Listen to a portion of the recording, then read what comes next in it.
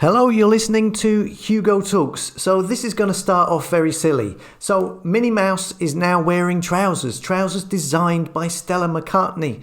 Now on the outset, this is a very silly story, and it is, if you're just briefly looking at it. But of course, this is now a trend that has been going on for a while now. I mean, recently we've seen the M&Ms, the female M&M character having their high heel shoes removed. Again, this sounds so stupid. There's been loads of things like this. The removal of gendered school toilets here and there, etc., etc.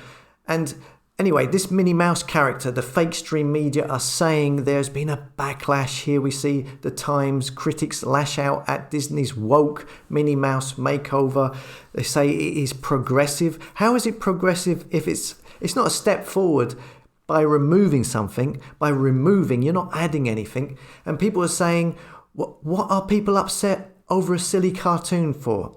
I'm not upset over stupid Disney rubbish, but you know what people should be asking is, what is driving this? What is pushing this agenda? What's the grand scheme behind all of this gender non-binary stuff? I mean, many people may say, they're trying to turn males into females. They're trying to turn females into males. Well, what it seems to me is they're just busy taking away the sexual identity. That's what they seem to be doing, gradually. You can see that with the use of pronouns, the preferred gender pronoun. I, we, me, us. So they don't have to say he or she. It's them or whatever. It's, I believe, trying to create an androgynous dystopian future. Just as the control freaks are trying to control everyone these days, control their freedom of movement, control their habits with their planned social credit score systems, get them saddled with a passport, 24/7 monitoring, etc., etc. All because they, the control freaks of this world, want to be your God. They don't want you thinking for yourself. They want to be able to dictate to you what to do. They want to control your mind. They want to manipulate what people want.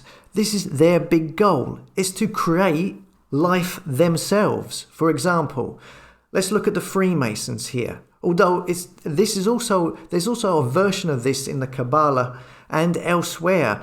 In Freemasonry, you have what they call the great work, the magnum opus. This is what, as a Freemason, you are supposedly working towards as you go through their levels, climbing up to, 33? They call this the great work, the alchemical marriage, the union of duality, the perfect conjunction when the masculine and the feminine elements of nature combines as one, and it's shown here through the hermaphrodite, the image of rebus. It's called the divine hermaphrodite, a reconciliation of spirit and matter. It's a large part of every occult and esoteric system, from Hermeticism to Kabbalah. And it says here, rebus, this symbol, is the end product of the alchemical magnum opus or great work. This is the symbol of the finishing of the great work, which all of these places and members and followers are dedicated to completing. And it's a male and female fused together. It's neither one or the other. It's an androgynous hermaphrodite. And this is from a Freemason website. It says here on their website, the great work is above all things the creation of man by himself. That is to say, the full and entire conquest which he effects of his faculties and his future. It is above all the perfect emancipation of his will. So the creation of man by himself.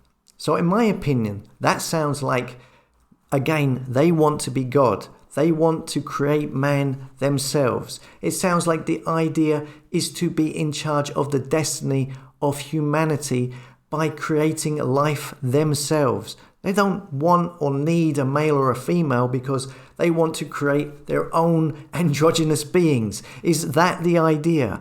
Is that why we are seeing Minnie Mouse in a pair of trousers and their use of pronouns and passports being issued with no gender on them? Is this the gradual eradication of gender and it's on account of certain spiritual beliefs according to numerous occult and esoteric organizations and other religions. Is that what it is? Is that where all of it is coming from? Am I talking a load of rubbish? Let me know in the comments. As always, thanks for listening. Come and subscribe to the tribe at hugotalks.com, a place for like-minded souls, and I'll see you later.